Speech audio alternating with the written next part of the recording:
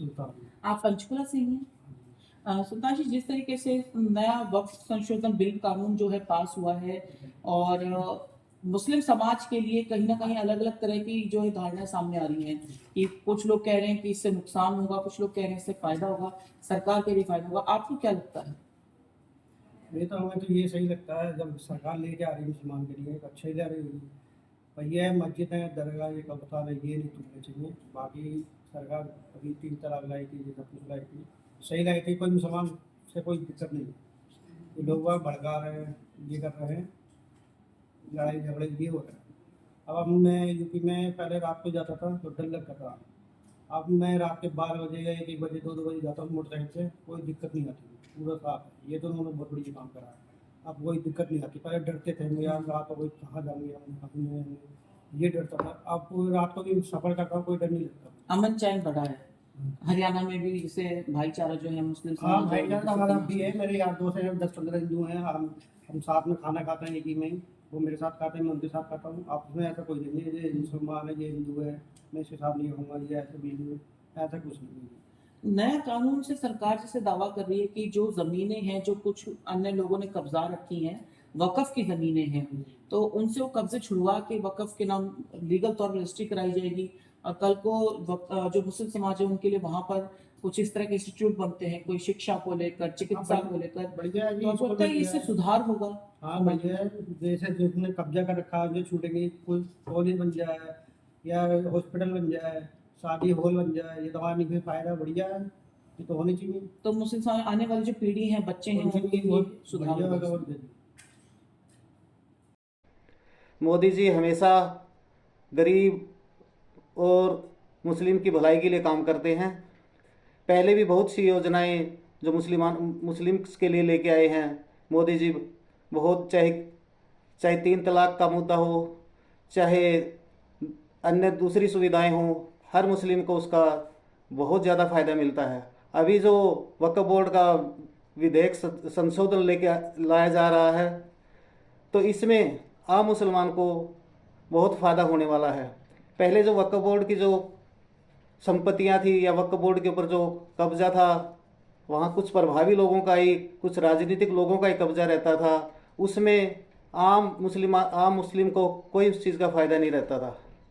चाहे वो कुछ अधिकारी हों, चाहे कुछ राजनीतिक लोग हों, वो अपने तक ही सीमित और अपने ही जेब भरने में लगे रहते थे।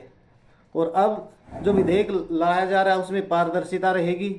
पहले कोई पारदर्शिता नहीं, कोई जवाबदेही नहीं थी। कुछ जो प्रभावी लोग थे वही उनकी संपत्तियों को बेच के, खुर्द बुर्द करके, किराए पे दे के, जो भी उसकी आमदनी होती थी सिर्फ निजी स्वार्थ के लिए यूज़ करते थे। आम मुसलमान को उसका कभी कोई फ़ायदा नहीं हुआ। आम मुसलमान को तो ये भी नहीं पता कि हमारी वक्फ बोर्ड मुसलमानों के लिए है। आम जो मुसलमान, जो गांव में जो मुसलमान बैठा है, उनको तो ये भी नहीं पता कि बहुत बहुत सी वहाँ पे प्रॉपर्टियाँ हैं, लेकिन वहाँ सिर्फ अधिकारियों को और जो कुछ राजनीतिक लोग हैं उन्हीं को पता है कि ये प्रॉपर्टी वक्फ बोर्ड की है। आम मुसलमान को ये पता ही नहीं कि ये जो वक्फ बोर्ड बना गया हमारे फ़ायदे के लिए बना गया है। और जैसे भी जो वक्फ बोर्ड बनाया गया था, जो गरीब लोग थे, गरीब मुसलमान थे, उनके उत्थान के लिए, चाहे उनकी पढ़ाई के लिए, चाहे उनके कौशल के लिए, ऐसे जो उनको आम धारा में लाया जाए इस करके जो वो बोर्ड बनाया गया था। लेकिन वो कुछ लोगों का अपना एकाधिकार है बोर्ड के ऊपर। अब जो विधायक लाया जा रहा है इसमें हर आदमी की, हर अधिकारी की, बोर्ड के हर सदस्य की जवाबदेही होगी। तो सरकार का जो विधेयक लाया जा रहा है हम उसका समर्थन करते हैं। नमस्कार, जय हिंद। मोहित आनंद। जी, जिस तरीके से नया वक्फ बिल आया है, कानून में संशोधन हुआ है और कहीं ना कहीं उसमें इस तरीके की बातें आई हैं कि जो भी लोगों ने नाजायज कब्जे किए हुए हैं, तो उस जमीनों को सरकार छुड़वा के और कहीं ना कहीं मुस्लिम समाज की आने वाली पीढ़ियों के भविष्य के लिए उस पर कुछ ना कुछ इंस्टीट्यूट बनवाएंगे या उनके भले के लिए, हित के लिए यूज की जाए। तो आप इस कानून को कैसे देखते हैं? देखो जी, इस कानून को तो जैसे हमें अमन अमानी चाहिए। जो जो जय चल रहा है वो चलने दो। जो हमारा काम होएगा, जो हमारे लिए करेगी सरकार, तो फिर तो ठीक है, और नहीं हमारे उसके हक में नहीं करती है तो फिर वो गलत है। जी, जैसे कई लोग ये भी कह रहे हैं कि जो पुरानी जो ज़मीनें हैं वक़्फ़ की और या मस्जिदें हैं उनको तोड़ेंगे, इस तरीके की कई तरह की बातें लोग समाज में फैला रहे हैं।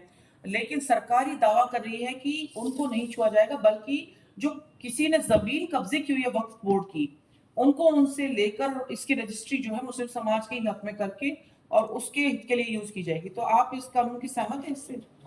जी बिल्कुल, इस चीज़ के लिए हमारी मस्जिदें नहीं टूटती है और आगे हमें कोई नुकसान नहीं पहुंचाता है, तो फिर तो हम इसके लिए समर्थन करते हैं।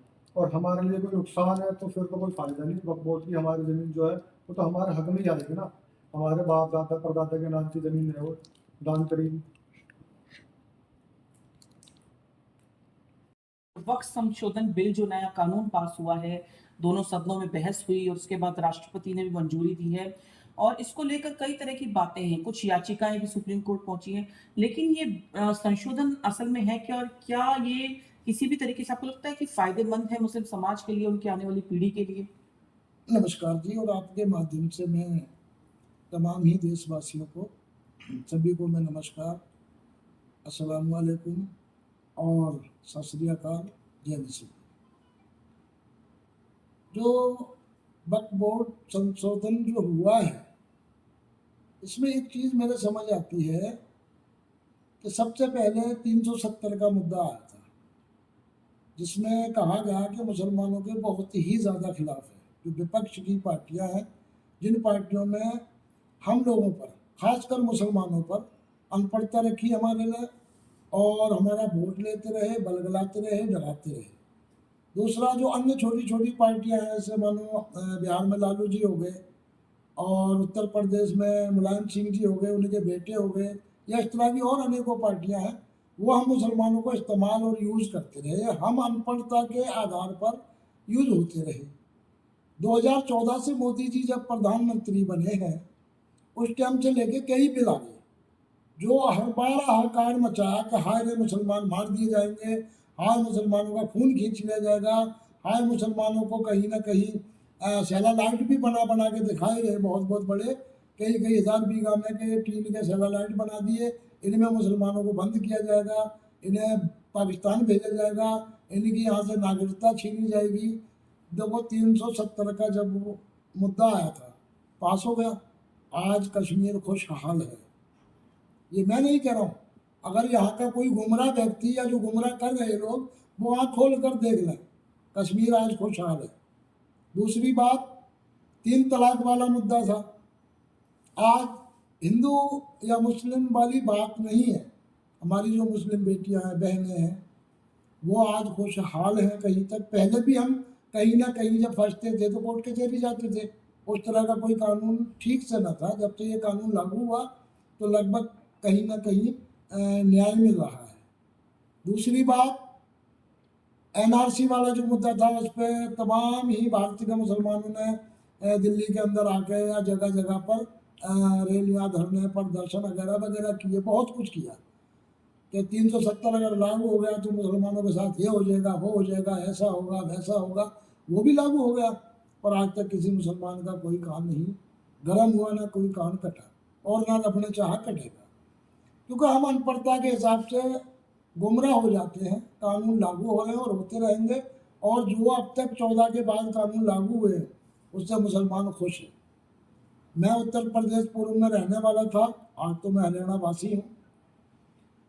उत्तर प्रदेश के अंदर शाम को सूरज छुपते समय हम लोगों के 10, 20, 50, 100, 200, 500 रुपये होते थे, लोग छीन लेते थे। इतनी बड़ी आवारा गुंडागर्दी थी। वो किसी धर्म के हों, ज़्यादातर जेलों में जो उस टाइम होते थे मुसलमान और यादवी होते थे, क्योंकि उन लोगों की सरकारें नहीं, हमें इस्तेमाल किया गया। हम सोचते थे सरकारें हमारी हितैषी हैं, हमें वो गुमराह कर, यानी ऐसा माहौल बना देती थी कि हम कहीं ना कहीं आवारागर्दी में जाएँ, बदमाशियों में जाएँ, गऊ कशी पे जाएँ। आज वो चीज़ें कहीं ना कहीं रुकी हैं, तो हम मुसलमान बहुत सेफ हैं, बहुत सेफ अपने आप को समझते हैं। ये मैं अकेला नहीं कह रहा, जो मैं लगभग न्यूज़ों पे भी देखता हूँ, लाखों मुसलमानों के मुंह मैंने ये सुना है कि हम गऊ कशी से बचे हैं, जेलों से जाने से बचे हैं, चोरी डकैतियों से बचे हैं, मार काट से बचे हैं, झगड़े फसादों से बचे हैं।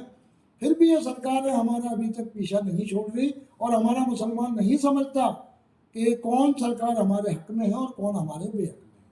अफवाह मचाया जाता है कि कौआ तुम्हारा कान लेगा, कौआ तुम्हारा कान लेगा, पर हम अनपढ़ होने के नाते कान को नहीं देखते, हम कौवे के पीछे चलाने लगते हैं, भागने लगते हैं। यहाँ हमारी बदनसीबियाँ हैं। अभी ये वक्फ बोर्ड वाला जो मुद्दा आया है, इसमें ठीक है, हमने बात सुनी है, जो इन्होंने प्रावधान रखा है कि हम किसी की मस्जिद नहीं छीन रहे, किसी का दरगाह नहीं छीन रहे, किसी का मज़ार नहीं छीन रहे। और अगर इन्होंने इस वक्त से पहले भी अगर छीने हैं या तोड़े हैं तो किसी ने क्या कर लिया, या तो कुछ करके दिखाते फिर हम मान लेते हैं, उससे पहले भी तो छीने हैं। जब एक बिल लाया जा रहा है जो खाई वालों के हाथ में हजारों हजारों बीघा ज़मीन है, उन ज़मीनों पे गरीबों का यानी विकास होता है, गरीबों के बच्चों की शादियाँ होती, वहाँ स्कूल कॉलेज बनते, अस्पताल बनते। चलो एक मुस्लिम कम्युनिटी का है, माना मैंने, अगर उन्हीं के लिए बनते तो आज हम इतने दुखी हाल नहीं होते। वो खाई बाड़ों के हाथ में रहा और उनमें पैसा है, हम लोग गरीब हैं। जैसे पत्थर कुछ 200-200 रुपये दे के कश्मीर में पत्थर चलवाए जाते थे, आज वो हमें रैलियों में इकट्ठा कर करके कहीं ना कहीं इस तरह का अफवाह मचा रही है, जो मेरी समझ में है। अगर इन खाई बाड़ों के हाथ से ये चीज़ सरकार के अधीन आती है या सरकार इसे देखती है या कोई इस पे इस तरह के रूल बनते हैं तो इस पे हर गरीब आदमी का हक है। अगर मुस्लिम की है तो मुस्लिम का हर गरीब आदमी का हक होना चाहिए। मैं 56 साल का हो गया, यूपी से लेकर यहाँ तक रहा, मैं वक्फ के नाम से आज तक ये ना पता कि वक्फ की ज़मीन में से किसी गरीब का भला हुआ हो, किसी गरीब बच्ची की शादी हुई हो, किसी गरीब का इलाज हुआ हो, है, या किसी गरीब के लिए कोई सहायता आई हो। अगर चलो मज़ार है हमारे, उनके नाम ज़मीन है वक्फ की, मान लिया हमने, तो हमने जो मज़ार अब से 20 साल पहले जिस तरह देखे वो आज भी उस तरह है।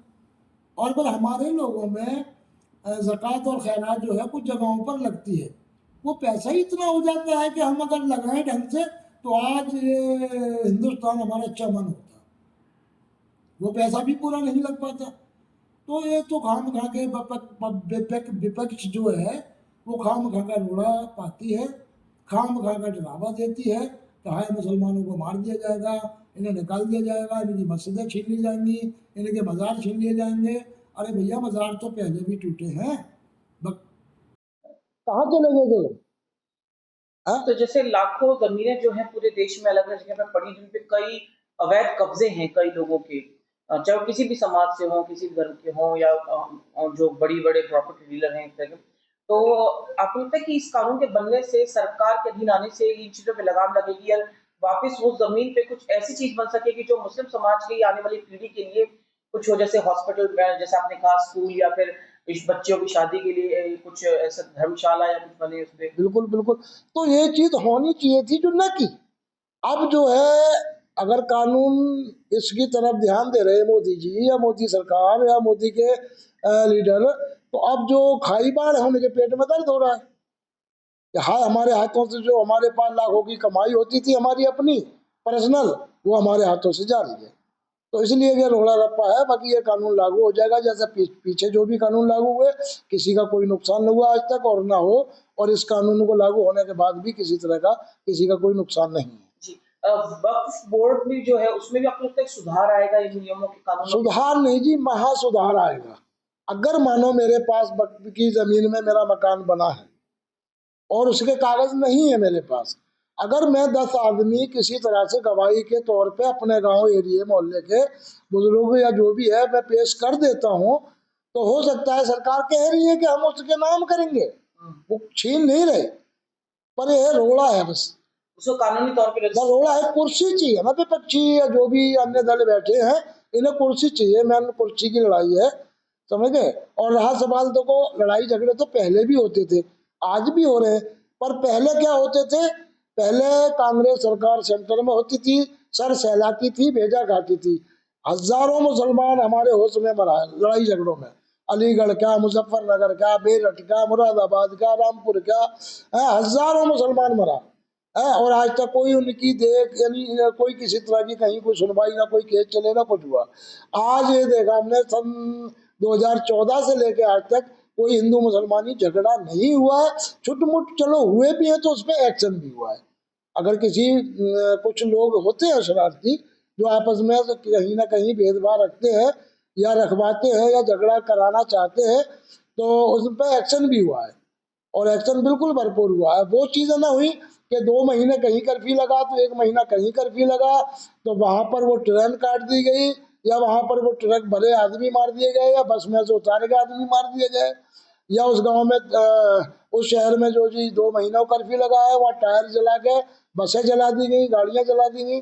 वो माहौल इस 2014 से लेकर अब तक ऐसा लंबा नहीं आया है। छोटी मोटी हुई है घटनाएं, मैं ये नहीं कहता कि नहीं हुई है, पर उन पर एक्शन भी हुआ है, तुरंत हुआ है। कई लोग जो हैं अलग अलग पार्टियों के यहाँ कई और लोग हैं, वो सुप्रीम कोर्ट में याचिका भी लगाई है। आपको लगता है कहीं ना कहीं वो सामाजिक ताने बाने को खराब करने की और काम कर रहे हैं, या भाईचारे को मैंने आपको कहा क्या है, देखो भाईचारा खराब करने वाले, अब मैं अगर मानो कांग्रेसी हूँ तो मैं तो, अगर वो मुझे जैसा बलगलाएंगे वैसा ही बलगलाऊंगा मैं। और हमारे मुसलमान में फिर भी कहूँगा शिक्षित नहीं है, अनपढ़ ज़्यादा, थोड़ी सी शिक्षा हमारे में बढ़ी है। जो अब हमारे बच्चे हैं वो कहीं ना कहीं 2014 के बाद आगे आए हैं और पढ़ रहे हैं। इससे पहले तो हम बिल्कुल जीरो जीरो थे। तो जो सामाजिक तत्व जिसे हम कहते हैं, और जो खाईबाड़ जिन्हें कहते हैं, जिनके पास हजार हजार 2-2, 3-3 हजार बीघा जमीन है वक्त की लिए चले आ रहे हैं, वो किसी किसी के नाम से, पर इस्तेमाल वो स्वयं कर रहे हैं, उनके ज़्यादा तकलीफ है। वो हम जैसे लोगों को इकट्ठा करके कहीं ना कहीं शोर शराबा करने की ज़्यादा कोशिश कर रहे हैं। और रहा सवाल कोर्ट का, कोर्ट पे हमारा पूरा विश्वास है। देखो अयोध्या जी का मसला था, हमने अपने होश में ये देखा कि जब जब कोई इलेक्शन यानी 5 साल में 2 या 3 आते थे तो 10-20-50 लोग मरते ही थे। वो बेशक हिंदू हो या मुस्लिम हो, किसी के बेटे थे, किसी के पिता थे, किसी के पति थे, पर वो इंसान मरते थे। जब तो ये मसला ख़त्म हो गया, ठीक है, अगर मैं मुस्लिम हूँ, नमाज पढ़ने की बात है, मैं अपने एरिया की मस्जिद में पढ़ूंगा, अपने एरिया की मस्जिद को आबाद करूँ। अगर चलो मस्जिद मेरे यहाँ का माहौल थोड़ा दूर दूर है, मैं अपने घर पढ़ूंगा, तो मुझे कोई नहीं रोकता और न रोक पाएगा। अब ये कई बार बाहर भीतर वाला सवाल है कि बाहर ना पढ़ो भीतर पढ़ो, चलो इस पे भी हुआ है कुछ ना कुछ गड़बड़ कहीं कहीं। अगर कोई रोड चलता है और ज़्यादा ही उस पर भीड़ भाड़ है तो ठीक है, हम 2 बार में कर लें, टाइम हमारा फिक्स होता है नमाज का, टाइम टेबल होता है, तो चलो 2 बार में कर लो। और करीबी है लोगों ने, हम भाईचारा बना के रखना चाहते हैं, भारत के लोग, हिंदू भी चाहते हैं। और हमारे मैंने कई हिंदू साथी अपने ऐसे लट ले लेके खड़े होके हुए देखे कि देखे कौन सा रोकेगा, हम खड़े नमाज पढ़ेंगे। तो हम भाईचारा बिल्कुल हमारे में है और रखना चाहते हैं। कुछ जो कुर्सी के लालची हैं, जिनके हाथ से कुर्सी खत्म या जीरो हो रही है, या दिन पर दिन वो जीरो होते चले जा रहे हैं, वो चाह रहे हैं कि भाई इस तरह का माहौल बने और इनके हाथ से सत्ता जाए। तो मुझे लगता है कि ये मोदी जी तो अभी है ही है, उसके बाद योगी जी का मुझे लगे नंबर है, अभी करीब 20-1 साल तो ये कहीं जाती नहीं। मैंने बताया था वक्त बिल के बारे में, मानो जैसे कोर्ट में मैटर है गया हुआ है, चलो ठीक है, कोर्ट का हमने पहले भी स्वागत किया और अभी भी स्वागत करेंगे और करते भी रहेंगे। और अगर समाज के या किसी कौम के हिसाब से कोर्ट कोई फैसला गलत दे नहीं सकता और दे सकता है तो चैलेंज भी होता है। पर जैसे हमारे मुसलमानों में ज़्यादातर ये हम सुनने में आ रहे हैं कि जी हमारी मस्जिदें छीन ली जाएंगी, हमारे मज़ार तोड़ दिए जाएंगे, हमारी ईदगाहें ख़त्म कर दी जाएंगी। ऐसा जो एक अफवाह है, कि मैं फिर भी कहूँगा अफवाह है, ये बार बार कहूँगा कि अफवाह है, ऐसा कुछ नहीं है। जैसे कि NRC में बहुत बड़ी अफवाह थी, 3 तलाक वाले मसले पर भी बहुत बड़ी अफवाह थी, और 370 वाले मसले पर भी बहुत बड़ी अफवाह थी। अच्छा, क्राइम को ख़त्म करने वाले मामले पे भी बहुत बड़ी अफवाह थी। पर ये हमने देखा कि अपनी लाइफ अपने पीछे भी देखी है, हमने बहुत डर की ज़िंदगी जी है, इसका कोई जवाब नहीं। जो सत्ता हमारे यहाँ मुलायम सिंह के टाइम से लेके मायावती के टाइम की भी सरकार देखी, मुलायम सिंह जी के टाइम की भी सरकार देखी, कांग्रेस की भी सरकार देखी, और ये भी सरकार देख रहे हैं। जो सरकार ने सभी धर्मों का जो हिसाब किताब अच्छा बनाया है, वो और सरकारें नहीं बना पाई। क्योंकि एक चीज़ मेरे दिमाग में आ रही है, अभी इलेक्शनों के दौरों में जैसे इलेक्शन होते हैं और न्यूज़ आती है, वाराणसी से प्रधानमंत्री जी इलेक्शन लड़ते हैं, वहाँ पर एक मुस्लिम समुदाय को 70 मकान 80 मकान दिए जाते हैं एक मोहल्ले को। वोट कितनी आती है? 12। रामपुर डिस्ट्रिक्ट में मुस्लिम समुदाय को दिए जाते हैं 75 मकान, वोट कितनी आती है? 13 बीजेपी को। तो मरने वाले काम तो हम खुद ही कर रहे हैं। अगर आज मोदी जी ने ये रोड बनाए, गडकरी जी ने रोड बनवाए हैं, तो किसी एक धर्म या एक समाज के लिए ना बनाए, सभी के लिए बनाए। अगर गैस उन्होंने दी है तो एक धर्म देख के नहीं दी, सभी धर्मों के लिए दी है। बल्कि कई बार तो मन ये दुखी होता है कि मरने वाले काम हम स्वयं करते हैं। किसी को बुरा कहेंगे, अगर किसी को हम गाली देंगे तो हो सकता है वो ताकतवर है तो थप्पड़ तो मारेगा हमारे, तो थप्पड़ हम खुद खाना चाहते हैं। बेशक मुसलमान या कोई भी धर्म के आदमी को अगर मेरी बात बुरी लगती है, लगी रहो, पर ये मैं बिल्कुल दिल से तोलता हूँ, जानता हूँ कि हम जान पूछ कर अपना बुरा करवाना चाहते हैं, जो कि ये सरकार इस तरह नहीं करना चाहती। कुछ लोग हैं जो कहीं ना कहीं भड़क जाते हैं, पर वो हम भड़काते स्वयं हैं।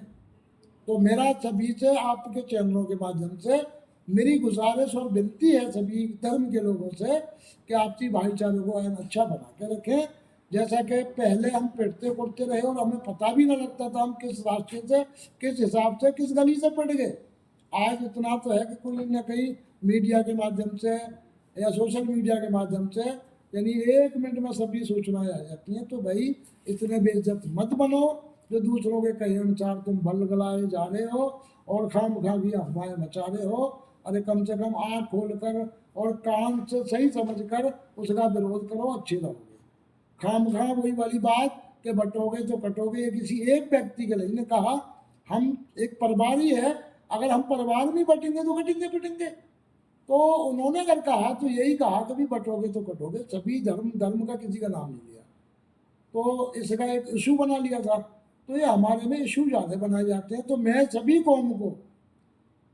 कौम से मैं रिक्वेस्ट करना चाहता हूँ कि भाई ऐसे काम न करो जो तुम कटो या बटो या पिटो, खामखा के विरोधों में मत आओ। जायज़ तरीके से जो भी बातें हैं वो सुन समझ के अपना अगर जो हक की बात है उस पर बिल्कुल निर्भर खड़े रहो। सरकार मानेगी, कोर्ट कचहरी है, कानून है, बिल्कुल मानेगा। खामखा के अफवाहें ना मचाएं, खामखा रोड जाम ना करें। यही मैं आपके चैनल के माध्यम से पूरी कौम को यानी ये संदेश देना चाहता हूँ। धन्यवाद।